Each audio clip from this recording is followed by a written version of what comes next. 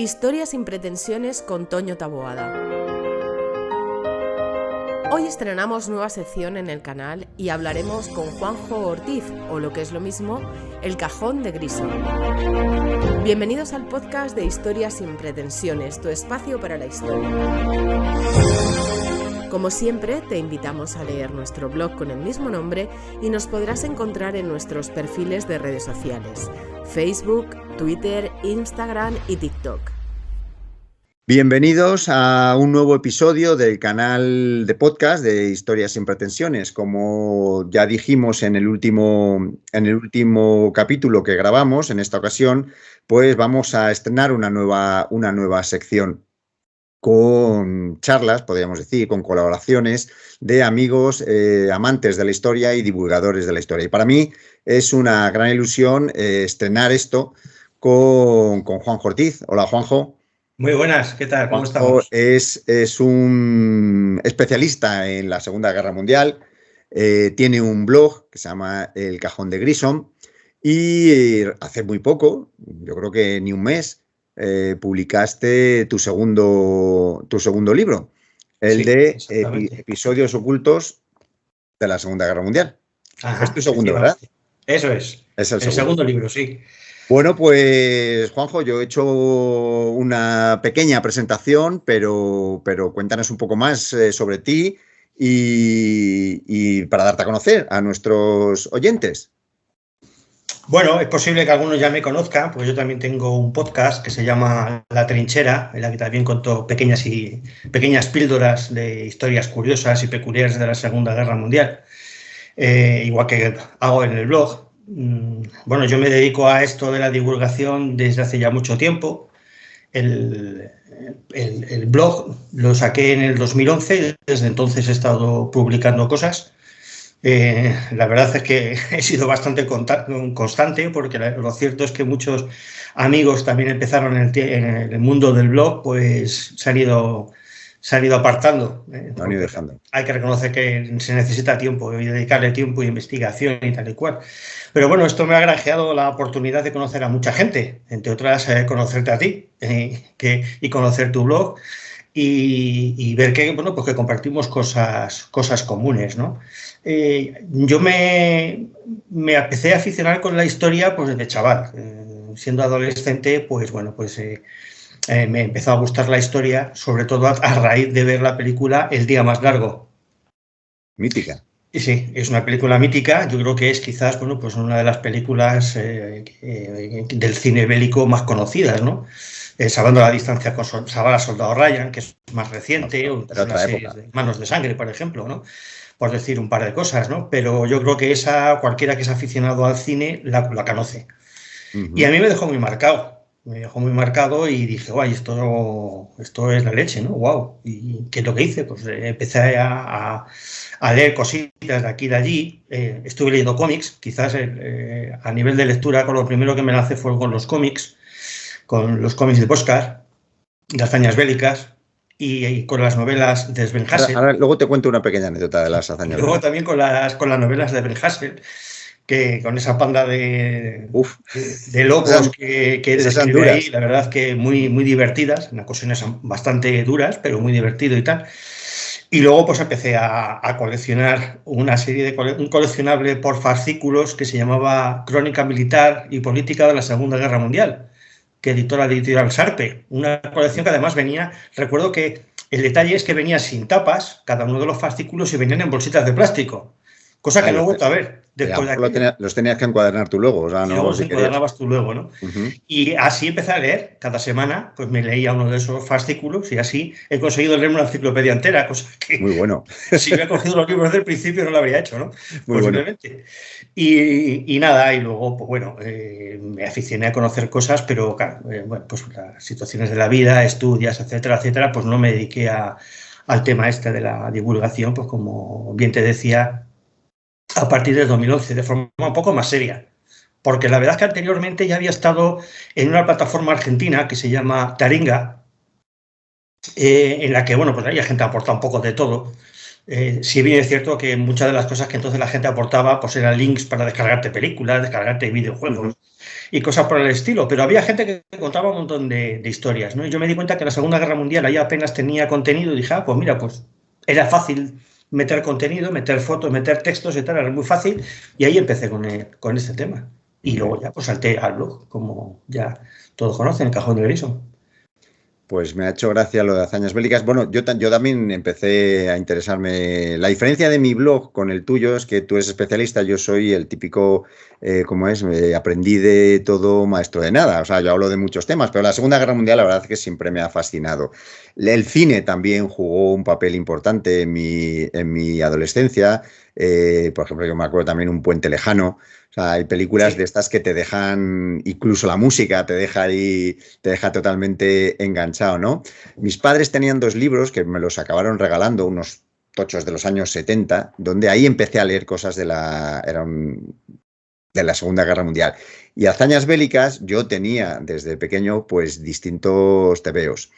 Y mi mujer, en mi 50 cumpleaños, pues me sorprendió con toda la colección de hazañas bélicas, cosa que me hizo muchísima ilusión, mucho más que cualquier otra cosa que me hubieran regalado, porque a los 50 años recibir ese pedazo de regalo fue espectacular. Claro, es y como por esas volver cositas, un poco a esa época de joven efecto, cuando leían los cómics. Claro. Y por esas cosas al final pues te enganchas en este tema, ¿no? Además Sí. tenemos que decir que Juanjo y yo formamos parte de la Asociación Divulgadores de la Historia, que es ahí donde nos hemos conocido y bueno, pues aportamos nuestro pequeño granito de arena en la divulgación de la historia y conocemos a gente muy, muy interesante, porque ahí se tocan muchísimos temas. Una curiosidad antes Hombre, de... eso sí, estamos muy invadidos por los romanos, ¿eh? Sí, Habrá sí, que hacer algo. hay mayoría. Eso del Habrá- Imperio Romano y Pero esas bueno, cosas. a mí también me encanta leer las cosas del resto que de los romanos. Por eso, para que luego digan que qué pensamos los hombres, ¿no? Y dice que lo que Claro. nosotros pensamos en Roma, ¿no? Pues no No. sé, será por eso. Oye, una curiosidad antes de continuar. ¿Por qué llamaste al blog El Cajón de Grison? Bueno, pues es muy curioso, porque primero yo quería llamarlo, pues, que fuera un sitio en el que fuera un poco cajón desastre de un montón de cosas, ¿no? De batiburrillos relacionados con la Segunda Guerra Mundial, pero con cosas que no tuvieran una conexión entre ellas, ¿no? No voy a hablar solamente de batallas, sino pues un poco de las cosas que iban surgiendo. Lo de Grison es porque en mi trabajo, pues un grupo de compañeros decía que me parecía a Grison, el del CSI. Bueno, Y me llamaban Grison. Y entonces dije, pues mira, pues ¿por qué no llamarle el Cajón de Grison? pues ya lo tienes hecho. Claro. Porque la verdad es que, claro, llamarle historias de la Segunda Guerra Mundial, no sé qué, ya estaba casi todo, claro. Digamos, cogido en ese momento y dije, bueno, pues tenemos que dar un toque un poquito diferente, ¿no? Con lo cual, pues bueno, pues se quedó con eso y ahí estamos, ahí seguimos desde el 2011. Acertaste porque es original, pero como es original tu blog, que ahora hablaremos de particularidades. Tengo anotado, porque he visto en algunas publicaciones tuyas, que colaboraste en la edición de un libro de lo que viene a ser aquí en España el primero de la ESO, pero en Brasil. Antes has hablado también de Argentina, o sea que tienes ahí un... Sí, fue curioso, fue precisamente a través de esa página de Taringa, esa página argentina, pues me contestó la editorial Base, una editorial que no sé si seguirá existiendo, de esto ya fue hace ya mucho tiempo, en Argentina, y querían editar un libro de secundaria y entonces querían buscar algo meter alguna cosa sobre historia y tal. Y bueno, pues contactaron conmigo y me pidieron que metiera algunas cositas en el libro. La pena es que no tengo el libro para poder enseñarlo y para decir, mira, esto lo he hecho yo, porque aunque contacté con ellos para que me enviaran una copia, nunca llegó. No pudo ser. Y entonces, bueno, pues, pero bueno, que fue una experiencia que estuvo bien, ¿no? Que en ese momento pues, contacten contigo para algo así, ¿no? Y me gustó mucho el hecho de que me lo dijeran. O sea, que está bien. Pues uniendo esto con una publicación que he visto esta semana y siguiendo el mundo de docencia, el mundo del colegio, te vi que habías estado en un colegio de Fuenlabrada. Sí, dando... en el IE Salvador Allende, sí. Eso es chulo, o sea, me figuro que será chulo el dirigirte a chicos jóvenes y contarles... Sí, la verdad es que fue toda una experiencia, porque hasta ahora, bueno, pues había grabado algún vídeo con alguna gente en YouTube, había hecho a lo mejor la presentación de los libros y tal, pero nunca había sido algo así delante de los chavales, ¿no? Para al fin contar esto, ¿no? Y la verdad es que fue una experiencia estupenda. Los chavales fueron majísimos, se portaron estupendamente conmigo, fueron muy cariñosos, estuvieron muy atentos a la charla que les di, mostraron un interés tremendo, me sorprendió bastante. Y además tengo que agradecérselo a Miriam, a su profesora, que fue la que empezó a mover todo esto, ¿no? Es una profesora que está muy implicada con la educación de estos chavales, y la verdad es que gracias a mi primer libro pues empezó a aficionarles un poco a leer y a investigar sobre el tema de la historia, ya que son historias cortitas, sencillas, Sí. fáciles de digerir, ¿no? Que no tienes por qué leerte un tocho muy grande, sino son un par de páginas y ahí tienes una historia que te puede llegar a gustar o a conmover. Y cada uno eligió una historia, hicieron un pequeño montaje. Estuvo muy simpático, que además ellos cambiaron el nombre de la historia y pusieron una serie de objetos para ver si yo adivinaba a qué historia, a cuál de las historias del libro se referían. Y la verdad es que algunos estuvieron muy acertados y estuvieron muy currados. Y la verdad es que es una experiencia estupenda. Yo me lo pasé genial con los chavales, y sobre todo ver cómo ellos les gustaba lo que le contaba y cómo participaban en la charla. O sea que fue una experiencia muy buena, que además, me gustaría repetir más veces. Repetir, ¿verdad? Sí, bien. Porque tenemos una sensación, bueno, yo tengo 2 hijos más un tercero de mi mujer, y la verdad es que lo de la historia no les llama. O sea, por eso me parece curioso. ¿Qué edad tenían los chavales? Pues eran chavales de 14, 15, 16 años, o sea... Y que muestren interés, o sea, que no los tengas allí con cara de como diciendo a ver si se va este señor ya de aquí, sino que muestran interés, hacen preguntas. Bueno, yo creo que tiene muy mala fama la historia, o sea, como algo pesado, aburrido, y claro, estamos en manos de muchas Miriams. Si hay más profesoras de ese nivel en cuanto a implicarse y que lo hagan distinto y divertido, bueno, es igual que ella cuente algo de la Segunda Guerra Mundial a que venga una persona de fuera que parece que levanta un poquito más de expectación, ¿no? Sí, bueno, yo también tengo que romper una lanza por muchos de los profesores de historia, y en especial un profesor que tuve yo en el instituto, que ese también fue clave, digamos, clave en este tipo de cosas. Es la forma de contarlo. Yo creo que es muy importante que no te limites venga, te tienes que aprender la lista de los reyes godos. A un chaval de 14 o 15 años, decirle que se aprenda la lista de los reyes godos, unos tíos que vivieron hace ya un montón de siglos, chico, les importa bastante poco. Yo creo que ellos quieren ver, digamos, la educación a algo un poco más próximo a ellos y que les puede servir un poco más para su futuro. Entonces yo creo que es importante que sobre todo le cuentes una historia más reciente y que puedan entender el por qué estamos en lo que estamos ahora, en la situación en la que estamos ahora y cómo es nuestra sociedad ahora, ¿no? Y por ejemplo la Segunda Guerra Mundial, a pesar de que ha pasado ya 80 años del fin de la Segunda Guerra Mundial, sí, pero hay cosas muy bien. Es algo que todavía está como muy presente. Y luego además es que lo que le puedes hacer es soltarles un rollo patatero con un montonazo de datos que los vuelves tarumbas, ¿no? Entonces yo creo que contándole pequeñas historias que tengan un lado humano, y estamos hablando de una persona en concreto, pues un soldado que se enamora de una chica y se escapa del campo de concentración para verla y luego vuelve para que no tener problemas. Por ejemplo, yo qué sé, por decirte un caso, ¿no? O el caso de, por ejemplo, ya recordando el reciente Día de la Mujer, pues una inventora que prácticamente ha pasado desconocida y gracias a ella tenemos el wifi. Claro. Que es Hedy Lamarr, por ejemplo, ¿no? Pero estamos hablando de un personaje en concreto que no es demasiado conocido, no damos una batalla súper complicada o contamos unas cosas muy antiguas. Y es una pena que la verdad es que ahora mismo el sistema educativo empiezas a dar historia y cuando toca llegar a lo más reciente ya se ha acabado el curso. Sí, ya lo tiene. Creo que se debería quitan de los temarios. Que es lo que más nos toca a nosotros. Luego, si quieres aprender la lista de los reyes godos, pues allá tú. Reyes. Me parece que es innecesario, ¿no? Reyes, fechas, batallas, simplemente nominativo todo, o sea, y es muy aburrido, es lo que ahuyenta a mucha gente de la historia. Y en esta línea de divulgación de chavales jóvenes, pues tú también escribes en Muy Historia. Sí, colaboro con Muy Historia, sí. En efecto, y al fin y al cabo Muy Historia es una revista en papel. Sí. Entonces, ¿eso tú crees que sigue teniendo? Antes hablabas tú de que te habías enamorado de la historia con tus fascículos, yo con los libros, con los tebeos, pero ahora en un mundo tan online, tan digital, ¿tiene tirada este tipo de publicaciones? Yo creo que sí, a pesar de que también incluso se pueden tener en formato digital. Yo creo que sí, porque yo, aunque consumo contenido digital, vídeos, PDFs, etcétera, etcétera, yo sigo siendo amante del papel. A mí me sigue gustando tocar las cosas, ¿no? Y yo creo que como yo, pues me imagino que tú también Sí. serás así, y mucha gente también es así. Y bueno, pues nos sigue gustando ese tipo de cosas, y yo creo que sí que funciona. Claro, tienes que hacer un tipo de divulgación fácil de leer a la gente, quiere decir que no sea excesivamente académico, porque si es demasiado académico ya solamente llegas a un grupo muy, muy limitado y quizás no funcione, pero ahí tienes, por ejemplo, una revista que lleva muchos años editándose, se sigue vendiendo muchísimo, que es la revista Despertaferro, por ejemplo. Por ejemplo, muy buena.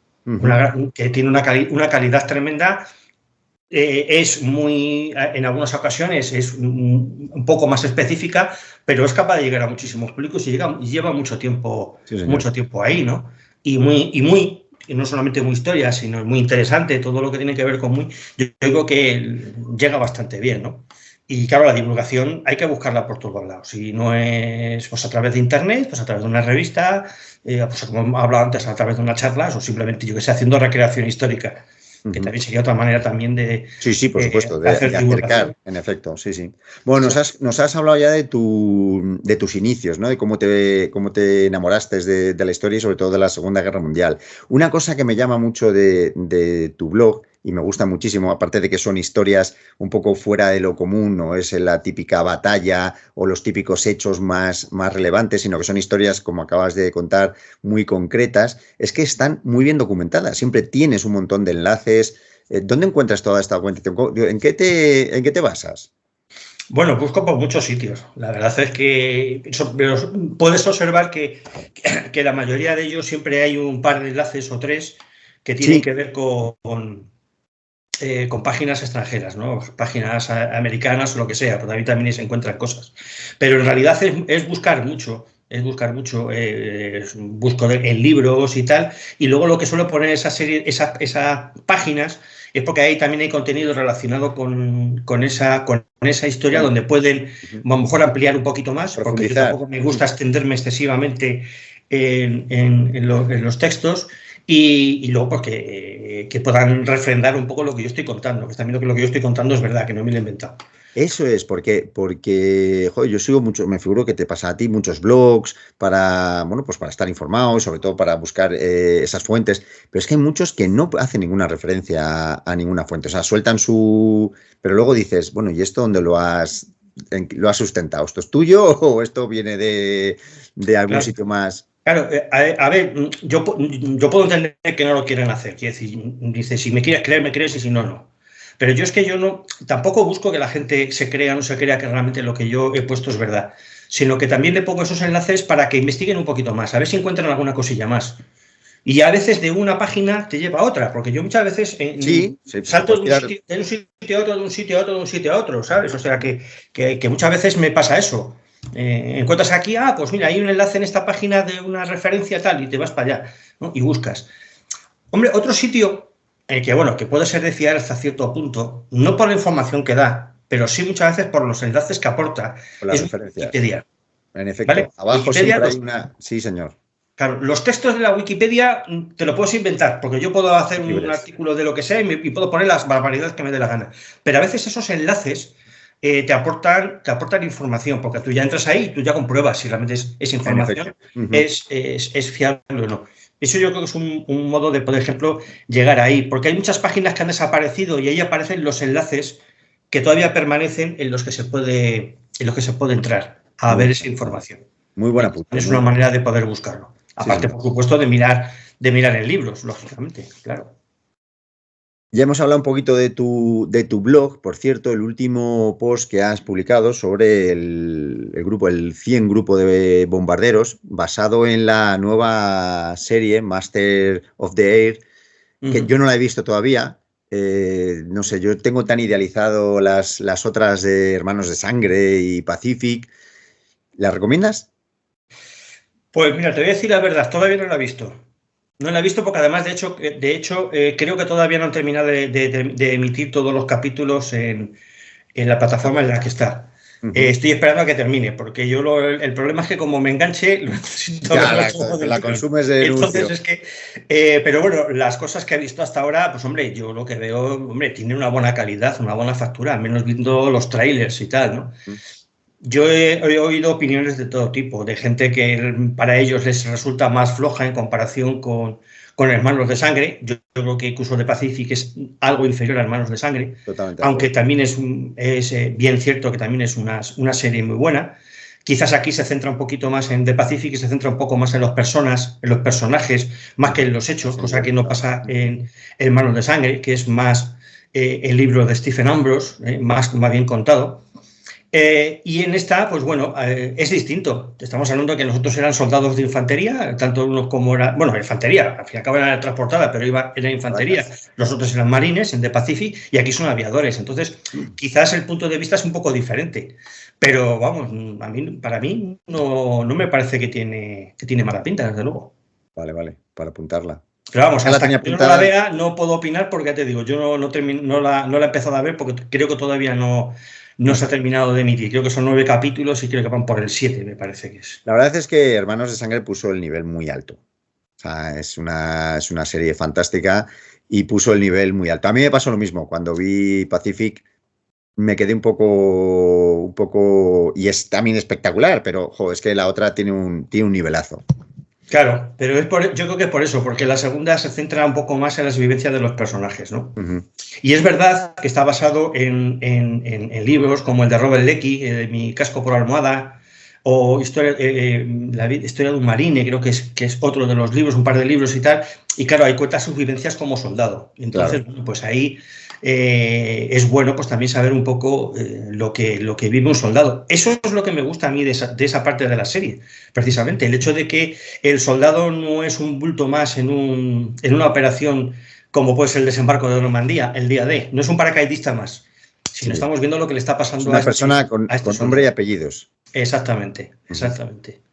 Porque la historia es muy diferente, la que ve el soldado a pie de trinchera, como digo yo, que el general que está en el despacho moviendo tanquecitos encima de un mapa. No tiene absolutamente nada que ver.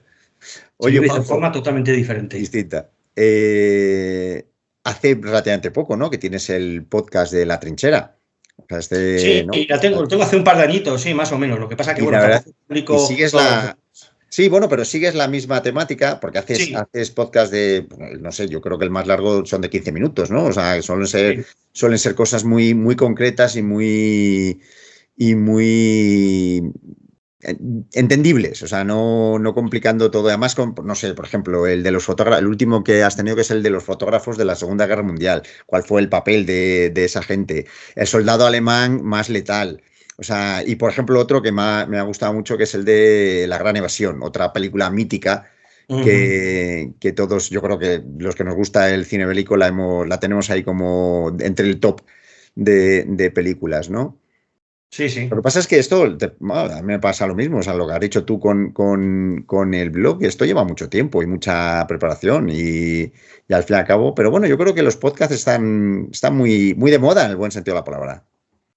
Sí, la verdad es que sí. Yo escucho bastante podcast en mi trabajo, que me muevo mucho por Madrid, pues suelo llevar casi siempre tengo puesto podcast para, bueno, pues se me hace de todo mucho más tranquilo, pues escuchas la radio, pues bueno, la verdad es que escuchar música un rato pues está bien, pero cuando ya llevas un par de horas oyendo música te vuelven a repetir las mismas. Por lo cual, y esto es mucho más.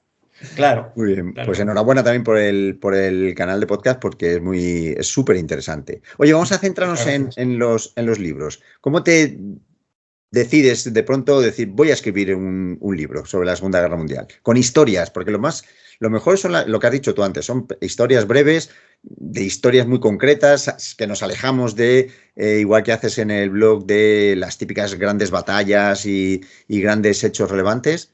¿Cómo te decidiste lanzarte a escribir un libro? Bueno, mira, la verdad es que yo tenía idea de escribir algo. Lo que pasa es que fue precisamente, primero gracias a estar en la Asociación de Divulgadores de la Historia. Porque si no llega a ser por esto, no habría conocido a nuestro amigo común Federico. Un abrazo muy fuerte de aquí, te quiero, hermano, porque fue él el que me metió un poco en este tema, ¿no? Porque, bueno, pues gracias a él contactaron conmigo la editorial Pinolia, como yo ya había estado también colaborando con Muy Historia, pues contactaron conmigo y me dijeron, oye, mira, queremos publicar algo sobre la Segunda Guerra Mundial, ¿qué es lo que tienes? Que pueda ser interesante. Pues les propuse una serie de historias para que las vieran, que les dije, bueno, pues este es el concepto que yo tengo en mi blog, a mucha gente le gusta, creo que es atractivo, creo que puede funcionar bien, y no hay demasiadas cosas publicadas en ese formato, salvo Jesús Hernández, que quizás sea el escritor y divulgador que quizás más ha tocado el tema de la Segunda Guerra Mundial desde esta perspectiva. Creo que no hay nada más. Entonces dije, pues nos parece muy interesante tocar este tipo de historias, y dijeron, pues adelante. Y estamos. El primer libro funcionó bastante bien, tuvo muy buena acogida, y me dijeron, nada, ¿te animas a escribir otro? Y dije, pues adelante. Historias tengo, porque tengo historias aparte de las que se pueden leer en el blog o se pueden escuchar en el podcast. Tengo historias por ahí, porque yo estoy siempre buceando por aquí por allí buscando cosas, y bueno, pues me dijeron que si me lanzaba a hacer un segundo, y ahí está, y aquí estamos con esta nueva criatura.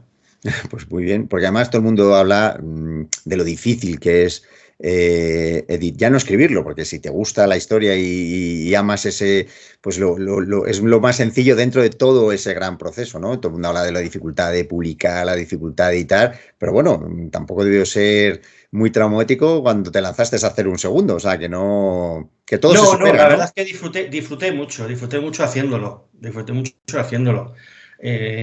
y hombre, la verdad es que da mucha tranquilidad de que una editorial, aunque no sea una de las editoriales más grandes que hay, que es una editorial algo más pequeña, pero que realmente son capaces de apostar por este tipo de cosas, pues te da mucha tranquilidad, ¿no? Que tengas detrás de ti una editorial que te apoya en esto, ¿no? Uh-huh. Y yo creo que yo tengo que darle las gracias a Pinolia y a Carmen Sabalete por confiar en mí en este aspecto. Y eso, pues claro, incluso te da ganas de seguir buscando cosas y seguir escribiendo. Y ahora estoy liado pues en un libro quizás, a lo mejor es un poquito más sesudo, bueno, aunque intentaré que no lo sea, porque ya es sobre un tema más específico que pequeñas historias de la Segunda Guerra Mundial, que en este caso será sobre la propaganda. Muy bueno. Intentaré tocar pues todos los que están relacionados con la propaganda. Hablo de la propaganda en el Tercer Reich.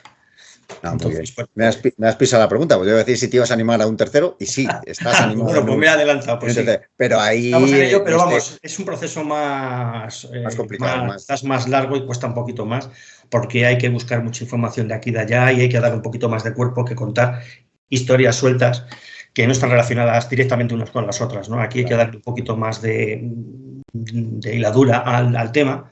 Uh-huh. Aunque yo lo quiero hacer por apartados, no sé, me gustaría hablar, por ejemplo, de la propaganda en el cine, por ejemplo, la propaganda en la radio, cómo funcionaba, sí. La propaganda en la educación o la propaganda en la arquitectura, o sea, como todo está interrelacionado, pero bueno, todo, claro. Intentar un poco tocar todos esos temas, ¿no? Aquí el amigo Goebbels te va a dar, tienes ahí material suficiente, ¿no?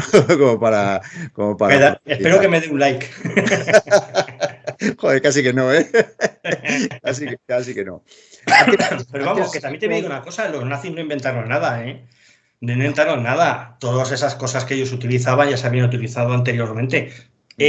Para que luego digan que los hombres pensamos en Roma. En Roma ya se utilizaba la propaganda. ¿Sabes? Pues creando los juegos, creando grandes edificaciones como puede ser el Coliseo, ese tipo de cosas es propaganda. Colocar las estatuas de los emperadores, no sé qué, pues eso es propaganda, en definitiva. Y en la Primera Guerra Mundial se utilizó mucho la propaganda, que luego se perfeccionó, evidentemente, los alemanes lo perfeccionaron muy bien en la Segunda. Los soviéticos también la utilizaron muy bien, la propaganda, pero eso ya es más desconocida porque se circunscribió mucho a su mundo, ¿no? Y sí, porque siempre ha sido un mundo bastante más hermético en ese aspecto, ¿no? No sé si lo has contemplado o hacer una referencia a la propaganda, porque la propaganda está muy viva hoy en día, ¿no? Tenemos las redes sociales, que es el canal bestial de propaganda. Si Goebbels hubiera tenido redes sociales, has dicho tú la bromita del like, pero yo creo que hubiera sido más destructivo todavía. Sí, posiblemente posiblemente yo creo que de conocerla a él, yo creo que quizás hubiera sido la más utilizada, fíjate tú, porque sí, es la que más está funcionando en la actualidad, sobre todo por información y desinformación, y principalmente por los... Claro. O sea, porque... pues date cuenta que entonces tenía la radio, que digamos que era, pues, la radio tenía luego también otros medios de comunicación, como era la prensa. También es verdad que ellos lo controlaban todo, con lo cual, quiero decir, no tenías capacidad de opinión, con lo cual, posiblemente aquí, pues si hubiera existido en Alemania nazi el Twitter, el Facebook y el Instagram y todas estas cosas, pues estarían controlados de tal manera que posiblemente no podías opinar según qué cosas y o subir según qué cosas. O sea, habría una limitación bastante importante y serviría bastante para que nos pudieran espiar, cosa que ya existe también. Ya nos controlan un poco por ese tipo de cosas. Sí, nos controlan, pero aquello Pero bueno, todo esto es especulación. Si realmente lo pensamos, esto es historia ficción. ¿Qué habría pasado si... Sí hubiera sido. Pero bueno, tú has dicho una cosa muy, muy real, ¿no? Los nazis no inventaron nada y muchas cosas de las que hicieron los nazis se están haciendo hoy en día. O sea, es al fin y al cabo con otros medios y con esa información y esa desinformación. O sea, que está todo muy en vigor. Oye, hemos hablado antes de películas, de libros, de revistas. ¿Tú crees que el tema de la Segunda Guerra Mundial está de moda?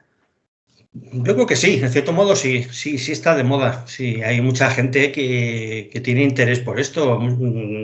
A la vista está que aunque no en cine no salen excesivas películas, pero sí en plataformas casi cada año aparece alguna cosa relacionada con la Segunda Guerra Mundial.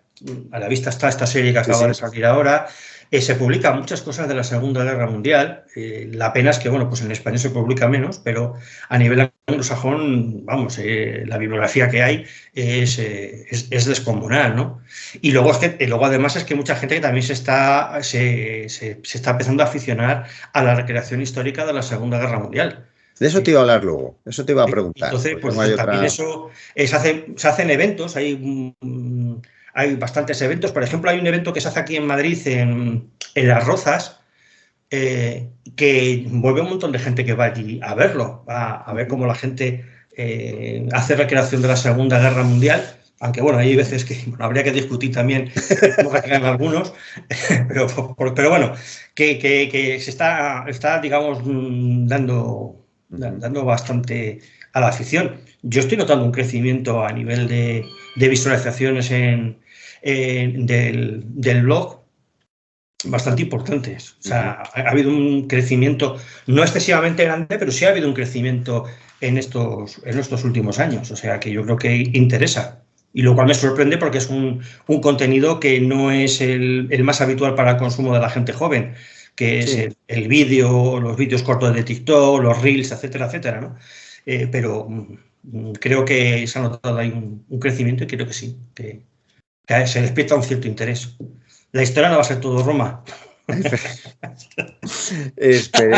Esperemos que me perdonen nuestros amigos romanos que saben que los queremos mucho. Muchísimo.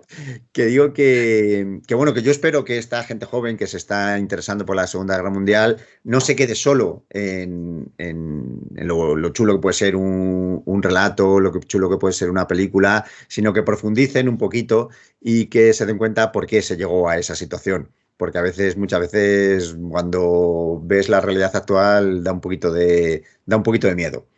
Da un poquito de miedo. Claro. Es que cuanto más desinformado estás, más manipulable.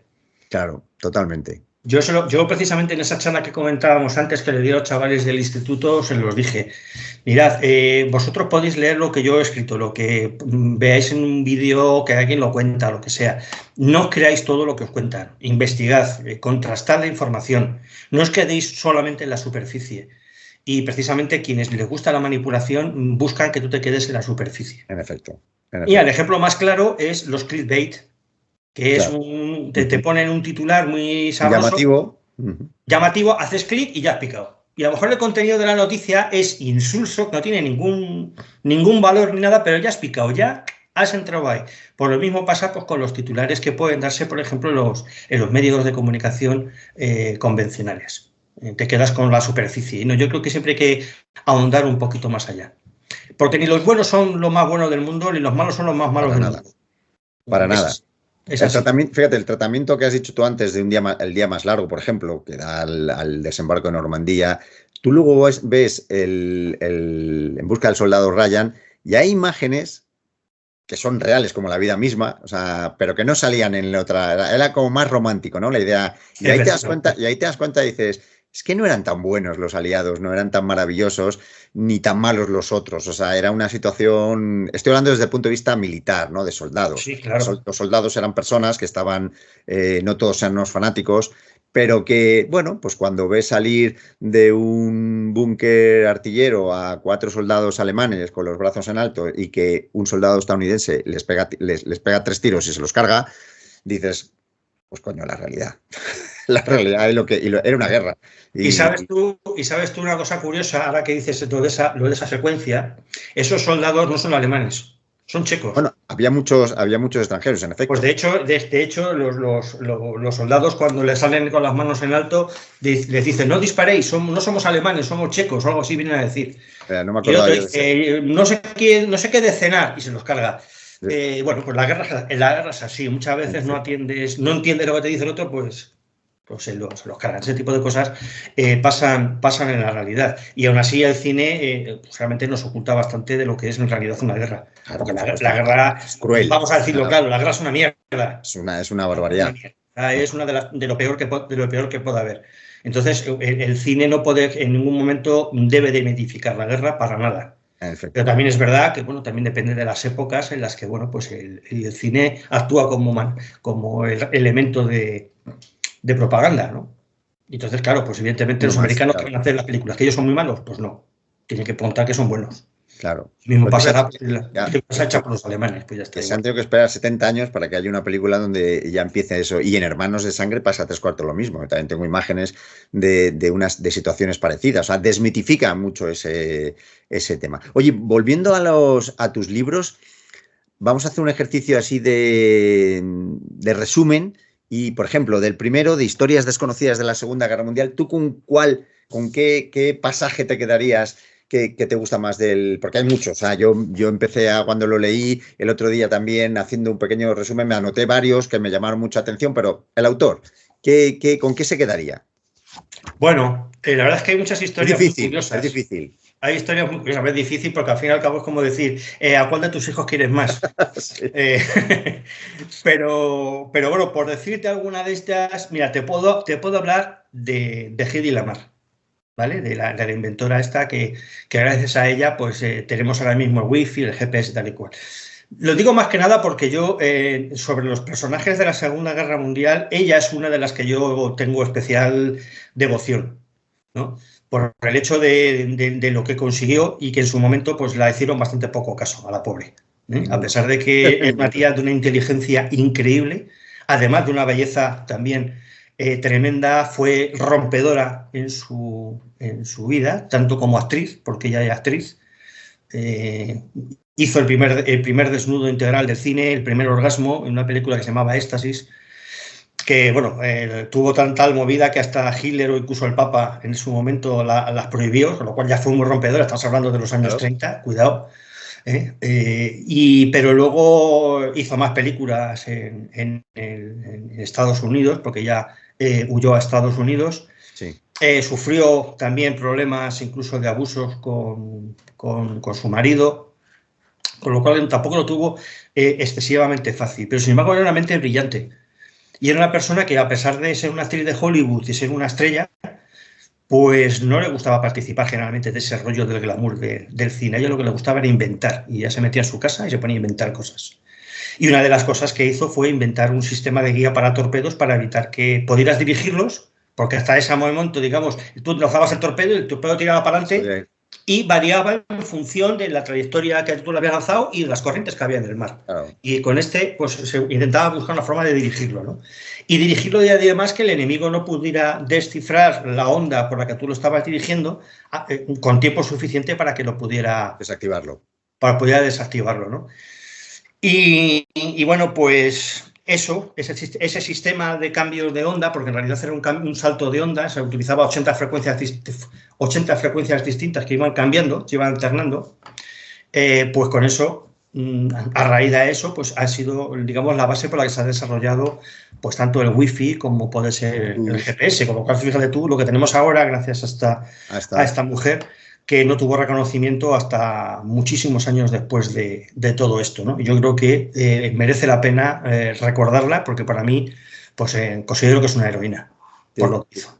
Totalmente. Te voy a contar una anécdota. Mi padre, ya con sus 85 años, es un enamorado del cine de los años 30, de los años 40. Por supuesto, cuando yo le mencioné a Hedy Lamarr, él sabía perfectamente quién era, me hablaba de películas y todo esto, pero no tenía ni idea de todo esto, de lo que tú nos acabas de contar. Se quedó súper sorprendido, o sea, de que aquella mujer, porque para él era una superactriz, bellísima, y ya está, o sea, ahí se quedaba su conocimiento, y qué pena y afortunadamente en este caso todo eso ha salido a la luz, pero que no hubiera pasado solamente a la historia por ser una magnífica actriz. Es que es mucho más importante todo esto que acabas de contar. Claro, pero pongámonos en la época en la que sucede todo esto. Estamos hablando de la época de los años 30, 40. En una época en la que, bueno, pues evidentemente el papel de la mujer pues se tenía que centrar en otros aspectos que no fuera lo que se supone que entonces estaba reservado para los hombres. Fíjate tú que ella presentó este invento junto con un amigo suyo que era músico, y la gente de los militares le dijeron: mire, ustedes son artistas, dedíquense a lo suyo, déjense de tonterías. Si no les hicieron ni pajolero caso, prácticamente. Ahora bien, luego les vino muy bien esa misma tecnología para revivirla cuando la crisis de los misiles de Cuba. Entonces ahora ya sí, claro. Ahora ya bueno, habéis tenido buena idea, ¿no? Para que tú veas que lo que son las cosas. Y no se la ha reconocido a esta mujer hasta hace relativamente bien poco. O sea, que fue en torno a la década de los 90 cuando se le reconoció.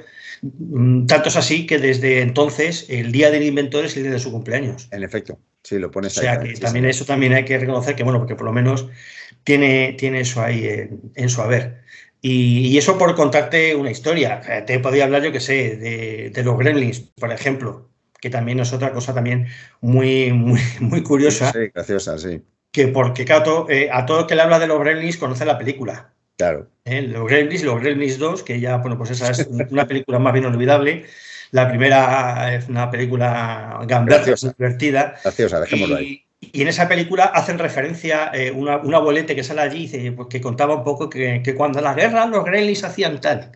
Bueno, pues la historia de los Gremlins, pues no solamente son esos personajillos que salen en la película, sino que era lo que ellos pensaban que era lo que estropeaban los aparatos, ¿no? Los aviones, etcétera.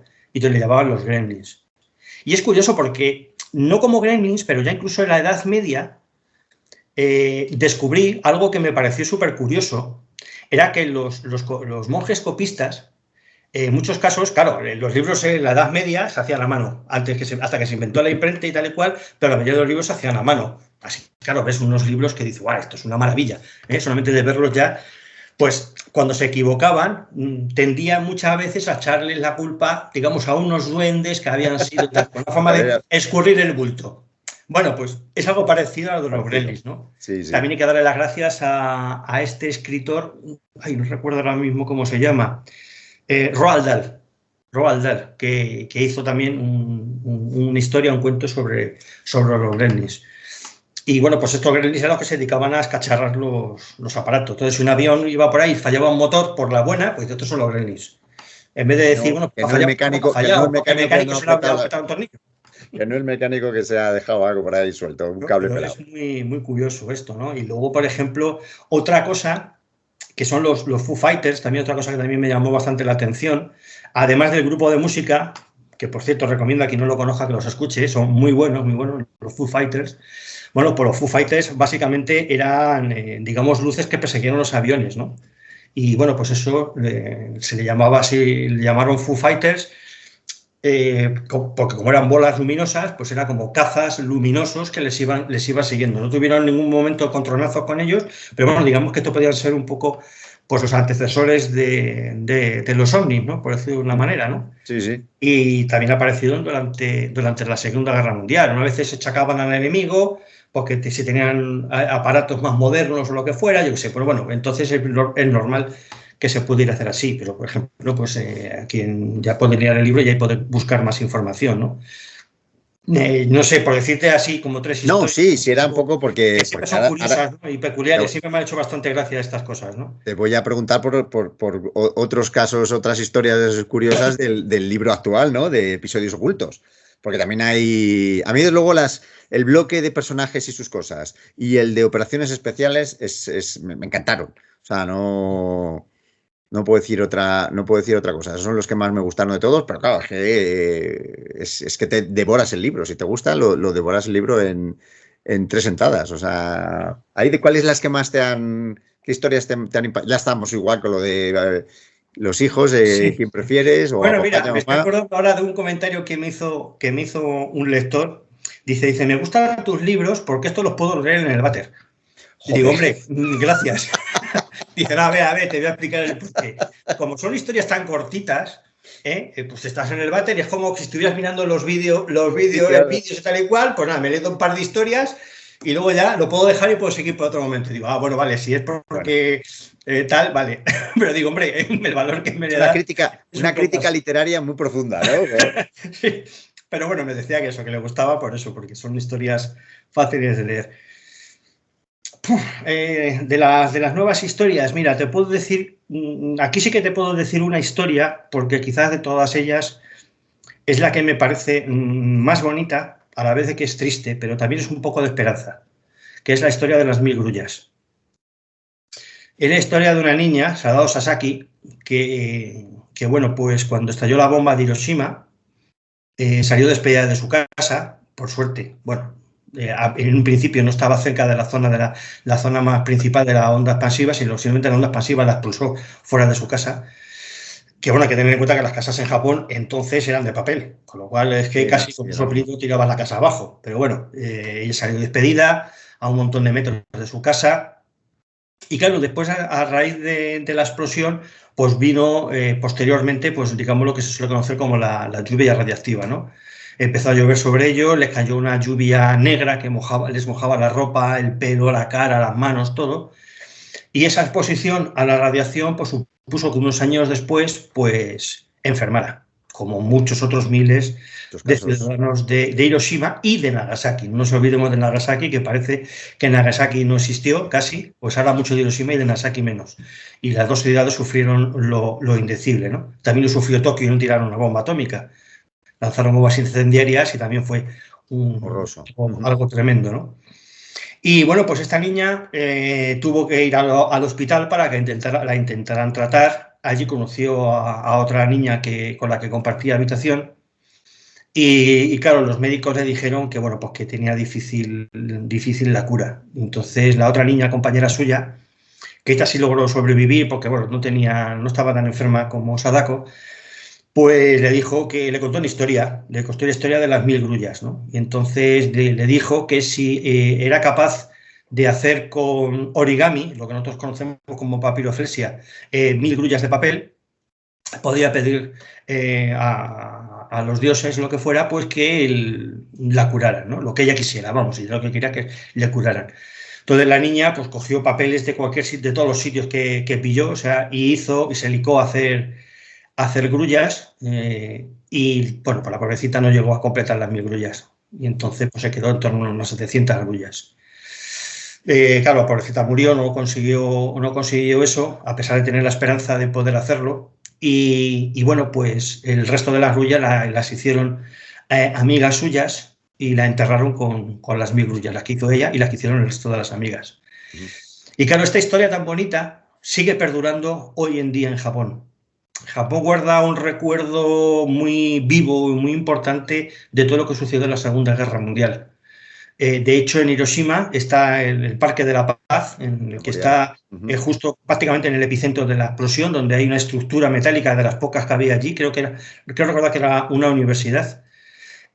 Y bueno, pues allí en ese parque hay una escultura a esta niña, Sadako Sasaki, sujetando una grulla de papel, y todos los años, por la fecha de su muerte, o no sé, en eso ya que no estoy seguro al 100%, si es por la fecha de su muerte o por la celebración del bombardeo, el Día de la Paz, que allí le llaman el Día de la Paz, mandan niños de todo el mundo, mandan tiras unidas, unidas por un hilo, millones de, bueno, que a lo mejor exagera un poco, pero a lo mejor miles, pero vamos, miles de grullas de papel recordando a esta niña. Y siempre está rodeada de flores, siempre hay un montón de estas en su monumento, ¿no? Con lo cual, bueno, pues es muy bonito por el hecho de que es una pena que una cría que no tiene nada que ver con la guerra, pues acabe sufriendo esto. Porque claro, la Segunda Guerra Mundial lo que al final acabó demostrando es que una cosa que hasta entonces se daba menos era que los que realmente al final acababan sufriendo más la guerra eran los civiles. Más militares. Y entonces, bueno, pues no tenemos que olvidar pues, no solamente los bombardeos de Hiroshima y Nagasaki o el de Tokio que he dicho antes, los bombardeos que hicieron los alemanes contra ciudades británicas como Londres, o lo que hicieron los aliados, por ejemplo, en ciudades como Dresde. Esa es una de las mayores atrocidades que llegaron a cometer los aliados, ¿no? Entonces, bueno, pues esta historia pues es realmente para mí es muy conmovedora, ¿no? Y cuando la conocí, pues me pareció muy, muy bonita, ¿no? Y esa quizás es la que más de todas las historias. Pero luego impacta, sí, señor. Más me gusta y la que me parece que, bueno, que da ese empujoncito de decir, bueno, siempre hay esperanza, ¿no? De que los niños parece que sean los que realmente ven la vida como hay que verla, ¿no? Sí. O sea, que... Muy bien.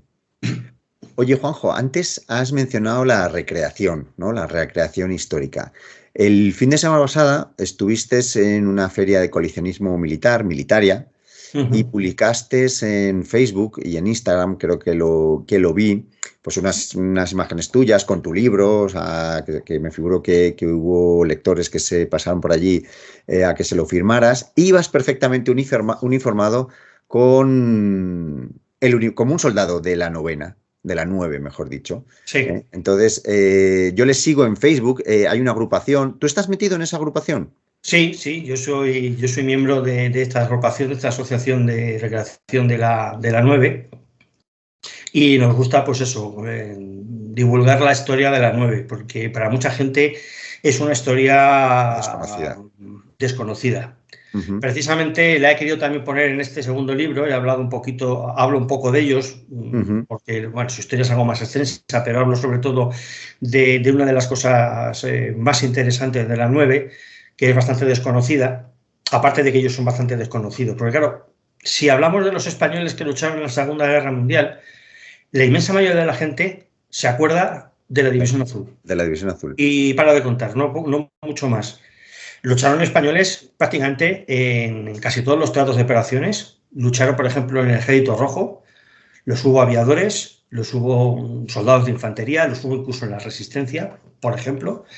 Hubo españoles en el ejército británico. Ahí está, por ejemplo, la Spanish Company No. 1, que eran principalmente tropas de ingenieros, de pioneros, porque son los pioneers, que es el equivalente a los ingenieros en España. Pero, por ejemplo, los británicos también lucharon en el SAS o lucharon en los grupos de largo recorrido del desierto. También hubo algunos españoles. Los hubo en la Resistencia francesa, o sea, bueno, incluso espías como Juan Puyol García, el gran Juan Puyol García, o incluso algunos españoles que salvaron a judíos, como pues, fue Ángel Sanbriz, ¿no? Por poner otro ejemplo, otra persona que creo que también hay que tener en consideración, y para mí también es un héroe, pues salva a la gente que salvó. Oye, y los que colaboraron en descifrar Enigma. Por ejemplo, claro, Antonio Camazón y ese grupo de españoles que estuvo con los franceses, que colaboró con los polacos, que fueron los primeros que empezaron a descifrar esto. Fíjate, curiosamente ahora que lo dices, se habla mucho de Alan Turing, como si Alan Turing fuera el que descifró el enigma. Se fue el que se llevó la medalla. Alan Turing fue, digamos, el que consiguió el resultado final, pero todo lo que hizo venía de un trabajo posterior, incluso ya te digo, ya desde Polonia. antes de que estallara la guerra. O sea, que tú fíjate. Y ahí estaba, por ejemplo, Antonio Camazón y otros cuantos españoles que trabajaban para los servicios secretos franceses. Ahí tenemos otros españoles. Pero luego, por ejemplo, están, en este caso que estamos hablando, la gente de la 9, ¿no? Todos eran españoles republicanos exiliados, además gente de puras convicciones republicanas. Muchos de los que eran anarquistas, aunque realmente los había comunistas, había socialistas y de todo tipo, o gente simplemente que tenía ideas republicanas, ¿no? Y todos estos, casi la mayoría de ellos, pues fueron a parar a África, sobre todo a la zona de Orán y por ahí. De hecho, el último barco en el que salieron algunos de los que luego formaron la 9 salió de Alicante, que fue el último barco que salió del puerto de Alicante antes de que entraran el ejército de Franco, bueno, el ejército sublevado, pues realmente fue una sublevación, ¿no? Y bueno, pues estos españoles estuvieron luchando en África, algunos estuvieron trabajando en un ferrocarril transafricano, transsahariano que se quería hacer también. Y bueno, pues unieron al general Leclerc, bueno, después de distintas vicisitudes y tal y cual, bueno, en definitiva se unieron muchos al general Leclerc, huyendo, pues bueno, huyendo de la situación en la que se encontraban muchos, que era una situación bastante mala, y otros diciendo, yo no quiero seguir en la legión extranjera porque esto está con el ejército de Vichy. Pues eso te iba a comentar, cuando ellos se incorporan a lo que es el ejército francés, claro, de pronto el ejército francés se divide. Están los que estaban con Vichy y los que lideraba De Gaulle. Exactamente. Muchos lo que hicieron fue, no, yo me voy con los de la Francia Libre, que son los que al fin y al cabo pues defienden mis ideas. O sea, no... Claro, exactamente. Son básicamente, pues, la idea suya es de ser antifascistas, ¿no? Básicamente era lo que querían hacer. Porque claro, su idea básica partía de la base de que ellos lo que querían era primero combatir a los nazis y a los italianos, al fascismo nazi italiano, y una vez que consiguieran estos, luchar contra Franco. En efecto. Lo cierto es que luego, pues la verdad es que les dejaron en la estacada porque les era más fácil tener a Franco aquí como Dalí del anticomunismo que otra cosa, ¿sabes? Porque, bueno, como ya empezaron, sobre todo al final de la guerra, empezaron a tener sus problemas con el aliado del Este, pues no quisieron ayudar a acabar con Franco y restablecer la República, que es lo que ellos básicamente querían, ¿no? Pero bueno, todos estos españoles estuvieron luchando en el norte de África, se unieron, muchos vinieron desde el mismo Chad, o sea, estamos hablando de Centroáfrica, y bueno, pues llegaron incluso a luchar contra los alemanes en alguna ocasión, en Kufra, por ejemplo, en un oasis, el oasis de Kufra, lucharon contra los alemanes. Y bueno, pues se unieron después a una unidad que es ya la Francia Libre propiamente dicha, que era la segunda división blindada de la Francia Libre. Y bueno, pues estos ya consiguieron, bueno, que ya con los americanos ya habían entrado en guerra, ya habían desembarcado incluso en el norte de África, pues le dieron material americano, porque hasta entonces el armamento y el material era francés y mucho era incluso de la Primera Guerra Mundial, con lo cual cuando recibieron material americano se pusieron más contentos con las castañuelas, porque dijeron, con esto somos capaces de llegar hasta Berlín, y si llega a durar un poco más la guerra, pues a lo mejor hubieran llegado a Berlín, porque ellos llegaron hasta Westergarden. Sí. Lo que pasa es que luego ya se acabó la guerra. Ahora hablaré de una cosa de Westergarden, para que a ver si los americanos, a ver si se mosquean, porque no cuentan la verdad de lo de Westergarden. Bueno, pues a lo que te voy, ellos unieron a la segunda división blindada allí en el norte de África, y bueno, pues de allí saltaron a Gran Bretaña y bueno, pues a principios de agosto del 44 pues desembarcaron en las costas de Normandía. No hicieron el desembarco de Normandía, como yo he leído por algún lado. Fue en agosto. Porque sí, desembarcaron en Normandía, pero no desembarcaron el día 6 de junio. Eso hay que matizarlo porque aquí se puede pensar que desembarcaron el 6 de junio y ellos desembarcaron a principios de agosto. Y bueno, pues a partir de ahí empezaron a avanzar por Francia, lucharon, el primer encontronazo que se encontraron serio fue en un pueblecito llamado Couché, que fue un encontronazo más serio con las tropas alemanas, siguieron avanzando, y ya cuando estaban cerca de París, más o menos, no recuerdo mismo los kilómetros, pero vamos, no a mucha distancia de París, pues claro, ¿qué pasaba? Que los aliados decían, París, no podemos entrar en París, tenemos que rodearlo porque no podemos hacer frente a tomar una ciudad. Primero por el coste que supone tomar la ciudad, y luego es que una vez que tomas la ciudad te tienes que encargar de la gente que vive en la ciudad, y eso era un auténtico problema, y para ellos era mucho más importante, la rodeamos y seguimos. Pero claro, París en 19 de, creo que fue en 19 de agosto, si no recuerdo mal, se había levantado en armas la gente en París, ¿no? La gente de la resistencia. Y entonces necesitaban ayuda. Y claro, evidentemente estos españoles de la 9 formaban parte de la segunda división blindada del ejército francés. Porque no olvidemos que estaban dentro de una unidad francesa, no era una unidad española como era, por ejemplo, la División Azul. Era una unidad perteneciente al ejército francés. Bueno, esto se llama la 9 porque yo le llamaba la 9ª o la 9, porque la mayoría eran españoles, salvo algunos soldados y los mandos que eran franceses, como el capitán Dron, que era el que estaba al mando de la compañía. El segundo era Amado Granel, que era era de Almería, era almeriense, de Roquetas de Mar, concretamente, que recuerda que era.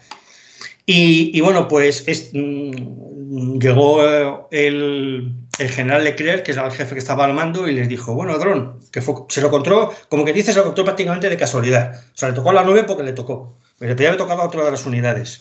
También es verdad que la 9 estaba bastante, digamos, como en punta, porque tenía mucha experiencia de combate en la guerra civil, ¿no? Y lo que te habían tenido en África, que eso tampoco es moco de pavo, ¿no?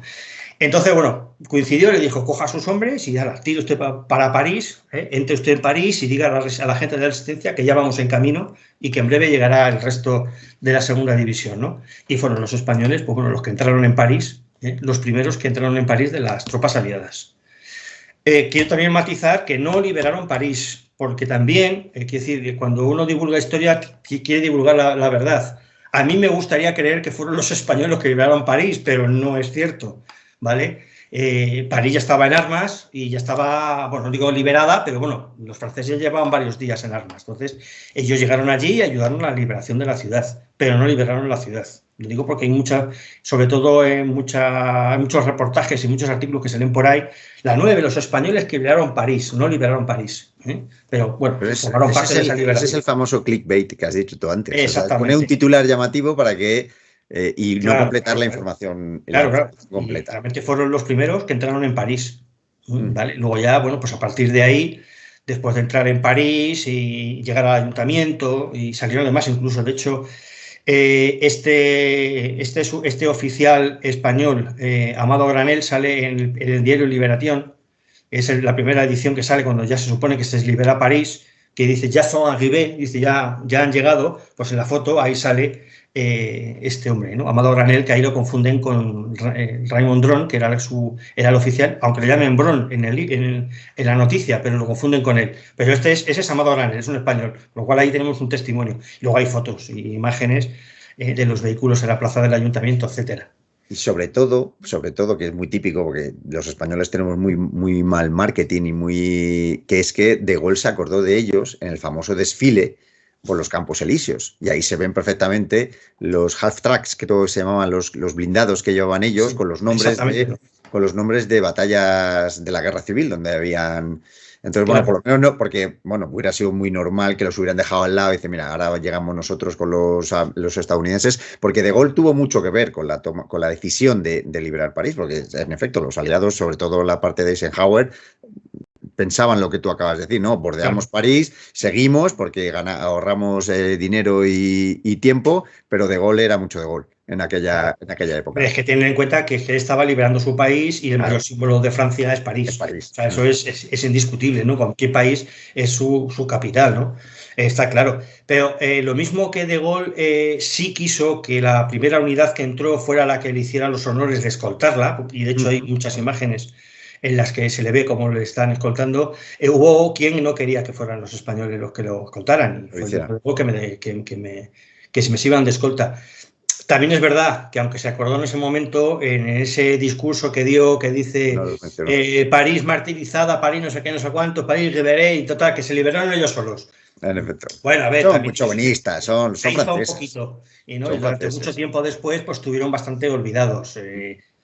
En esto hay que darle muchísimo las gracias a la alcaldesa de París. Y yo no me cansaré de darle las gracias por este empuje que le dio Anne Hidalgo, que creo que de hecho todavía sigue siendo la alcaldesa de París, que ella que es de descendencia española, ¿no? O sea, de descendencia española, creo que gaditana además, y su padre era además exiliado republicano, si no quiero recordar mal. Y bueno, pues y eso, y gracias a la Asociación 24 de Agosto, promovida, entre otros, por Evelyn Mesquida, que fue quien escribió, digamos, el primer libro sobre la 9, pues bueno, gracias a eso se les reconoció en París, en el recorrido que hicieron desde que entraron hasta que llegaron al ayuntamiento, y luego haciéndoles un jardín al lado, en la misma plaza del ayuntamiento, unos jardines que se llaman Jardín de los Combatientes de la 9. Aquí en España no se les reconoció hasta 2017, si no recuerdo mal, cuando se hizo en Madrid, en el barrio de Ciudad Lineal, unos jardines que también se les conoce como los Jardines de la 9, Jardines de los Combatientes de la 9. Cuando estaba entonces en el gobierno, creo que era Manuela Carmena, creo que estaba entonces en el gobierno del ayuntamiento. Y hasta entonces no se les reconoció. Pero incluso, vamos, a nivel de la historiografía ha estado bastante olvidado. Y aquí, como es lógico, la historia ha hecho mucho hincapié en la División Azul, porque claro, tuvimos 40 años para que nos contaran las cosas tan buenas que hicieron en la División Azul. Sí, pero tú fíjate eso que está más dentro de nosotros. Pero qué pena que desde el 78, que vuelve la democracia a nuestro país, todos los años que pasaron hasta que la 9 ha sido reconocida, divulgada y la conoce más gente, ¿no? Por cierto, el libro de Evelyn Mesquida, ese me lo compré y lo leí gracias a una recomendación que hiciste tú, no me acuerdo, en una red social o en nuestro canal de divulgadores de la historia. Y la verdad es que es impresionante. Te cuenta de viva voz de los combatientes y la verdad es que es una pasada. Eso es lo bueno que tiene ese libro, más que a lo mejor el rigor histórico, es que se basa, todo lo que cuenta se basa en los testimonios de los personajes. También es cierto que luego ya si investigas un poquito más allá, hay cosas que cuentan un personaje como que les ha sucedido a ellos, que en realidad les sucedió a otro, pero claro, estamos hablando de que entrevistó a gente bastante mayor. Muy mayor, claro. Entonces era difícil. Y bueno, pues la mente muchas veces juega malas pasadas, ¿no? Fíjate si eran mayores, que el último superviviente de ellos, que estuvo en el homenaje que se le hizo a la 9 aquí en Madrid en 2017, que es Rafael Gómez, murió en el año 2020 por el COVID, que vivía en Francia y murió allí por COVID, era el último que quedaba de los de la 9.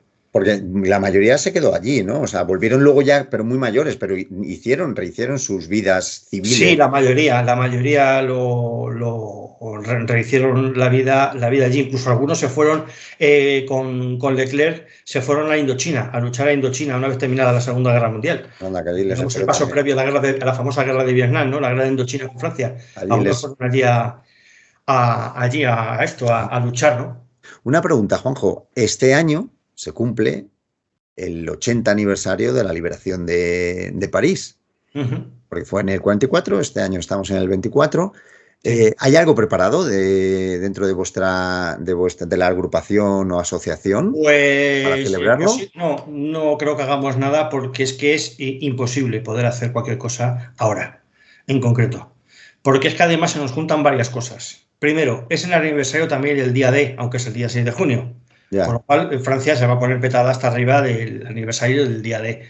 Luego, además del aniversario de la liberación de París, están los Juegos Olímpicos en París. Con lo cual y van a coincidir casi en tiempo. De lleno. Entonces, va a haber actos, evidentemente. Ya nos gustaría desde luego participar en esos actos. Anteriormente, compañeros míos, antes de que entrara en la asociación, también sí participaron en algunos actos allí en París. Yo no he tenido la suerte esa, ya me hubiera gustado, pero es que el coste es de locura, porque es que el precio de los hoteles y de los sitios es inabarcable, fundamentalmente por los Juegos Olímpicos, yo creo. Pero bueno, en cualquiera de los casos, pues bueno, nosotros siempre hacemos el 24 de agosto, les hacemos un homenaje, con lo cual, bueno, que no sea de París, pues lo hacemos este año como aquí en España. Bueno, antes nos has dejado con el regustillo de una historia en el Nido del Águila. Lo del Nido del Águila, sí. A ver, después de liberar París y bueno, tomarse unos días de descanso en París y tal y cual, pues siguen avanzando. Entre otros sitios por los que pasan, ayudan o participan en la liberación de Estrasburgo, cosa que el capitán Dron tenía mucho interés y Leclerc tenían interés en liberar Estrasburgo. Una vez liderado Estrasburgo, siguen avanzando y llegan hasta el Nido del Águila, hasta Westergarden. Y llegan, y con esto te digo que llegan antes que la compañía Easy de la 101 aerotransportada estadounidense, que nos venden en Hermanos de Sangre. ¿Vale? No fue la primera. A ver, no lo dicen claramente que fueron los primeros, ¿vale? Pero bueno, da la sensación de que ellos fueron los primeros en llegar, y no fueron los primeros. Antes llegaron otra gente. De hecho, a ver, hay que dejar claro que al Nido del Águila, cuando subieron arriba, se habían pirado todos, se habían largado todos por patas. Y el que más, el que menos, había llevado lo que había podido, ¿no? O sea, que no vamos a decir que ahora mismo llegaron allí y tomaron al asalto como grandes héroes, tal y cual, no. Pero llegaron al Nido del Águila antes incluso que los americanos. Hay fotografías en las que se ve un soldado de la segunda división con la bandera francesa puesto en uno de los muros de Westergarden, por ejemplo. Ahí se le puede ver perfectamente. Y entonces, bueno, pues, y luego, si alguien busca imágenes, los soldados de la 9 se ve que llevan uniforme estadounidense, pero no llevan todo el equipo estadounidense. Llevan el distintivo de la segunda división blindada y luego llevan una gorra que no la utilizaban los estadounidenses, que la utilizaban ellos, que es el calot, que es la gorra de las tropas, digamos, las tropas africanas, ¿no? Que eran esas tropas de esos orígenes del ejército francés, ¿no? Y eso es una cosa un poco que les distingue, pero todo el equipamiento y la uniformidad y todo eso lo llevan de los americanos. Por eso cuando entraron a París, los parisinos creían que eran americanos. En efecto, sí. Entonces, luego ya cuando empezaron a cantar canciones en español, cuando dijeron, esto no. empezaron a cantar en español, dijeron, pues si no son americanos y tal cual, somos franceses, somos españoles y venimos de parte del ejército francés y tal para ayudarnos a liberar París y tal y cual. Entonces, claro, ya la cosa cambió, ¿no? Y yo me imagino que debía ser una fiesta impresionante. Bueno, Juanjo, nos podíamos tirar 2-3 horas más hablando de historias de la Segunda Guerra Mundial, pero bueno, yo creo que ha sido una charla muy instructiva. Yo he aprendido cosas que no tenía y me ha gustado muchísimo. A mí me gustaría acabar solamente con una pregunta, pero no para alargarnos, sino para mencionar, para ti, desde tu punto de vista como especialista de la Segunda Guerra Mundial, ¿tú cuál crees que fue el hecho más relevante? Es muy complicado porque son años de combate, pero sobre todo el que tú puedes considerar como un punto de inflexión. Los tiros iban por aquí y de pronto sucede esto y la cosa empieza a cambiar. Bueno, es complicado. Muy complicado. Si, por ejemplo, hablamos de batallas, pues podríamos decir que la batalla de Stalingrado. Por ejemplo, sobre todo a nivel europeo. La batalla de Stalingrado, la derrota del sexto ejército alemán en Stalingrado. Luego, si hablamos del Pacífico, pues posiblemente quizás la batalla de Iwo Jima fuera para mí la más significativa, aunque realmente el punto de inflexión en el Pacífico fue la batalla de Midway. A nivel de que, ¿no? Bueno, pues ya esa lucha de las flotas, pues quizás ahí fue un punto de inflexión importante, esa batalla aeronaval de Midway.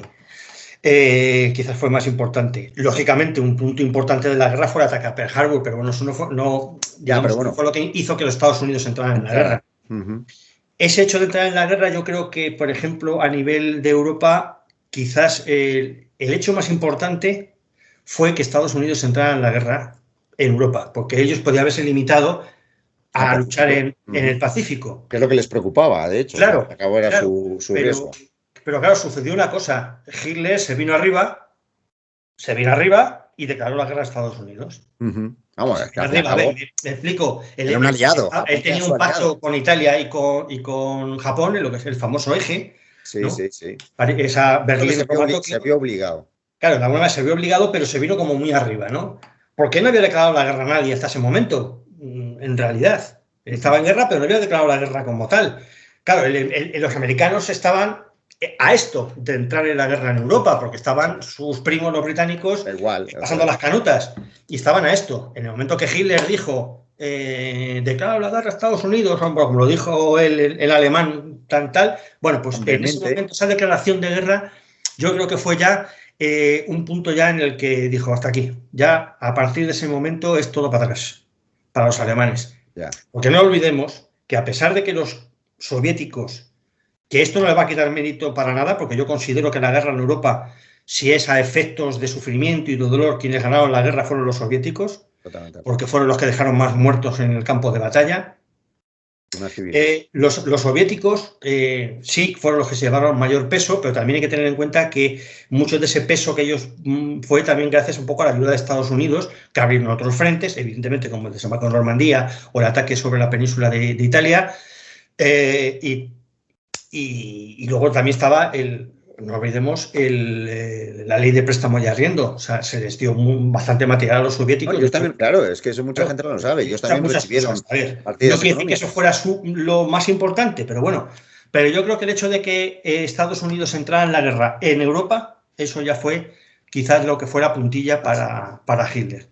Pero si hablamos de batallas, yo podría decir esas que has comentado. Stalingrado, en el caso de Europa, aunque otras batallas también muy importantes como Kursk, etcétera, pero yo creo que Stalingrado es quizás el punto claro de inflexión, aunque hay otros que opinan que es la batalla de Moscú, el hecho de que no entraran en Moscú. De que no llegaran. De que llegaran a Moscú, bueno también podría ser. Es complicado, es muy difícil porque cada uno tiene más muchos factores, ¿no? En efecto. En el caso del Pacífico, la batalla de Midway creo que quizás sea el punto más importante de inflexión allí, pero lo que yo creo que es más significativo, sobre todo para que Hitler perdiera la guerra, es el hecho de que declarara la guerra a Estados Unidos. Entonces Estados Unidos tuvo las manos libres de poder entrar directamente en el conflicto. Muy bien, Juanjo. Ya digo que ha sido, no sé qué tiempo llevamos, 1 hora y poco, pero ha sido muy... Bueno, yo me lo esperaba así, o sea, no estaba muy ilusionado porque como además tú irradias emoción al hablar de todos estos temas, es una forma de divulgar muy potente, ¿no? Yo solamente te pido que sí, en un futuro, otra vez te llamo, pues estoy convencido que vas a decir que sí, porque ya digo que es un modo de divulgar historia, de enseñar historia muy directo y muy apasionado. Así que, bueno, pues solamente me queda darte las gracias, porque ha sido un rato muy agradable y espero que a la gente que lo oiga y que lo vea, pues también les agrade. Bienvenidos al podcast de Historias sin pretensiones, tu espacio para la historia. Como siempre, te invitamos a leer nuestro blog con el mismo nombre y nos podrás encontrar en nuestros perfiles de redes sociales: Facebook, Twitter, Instagram y TikTok.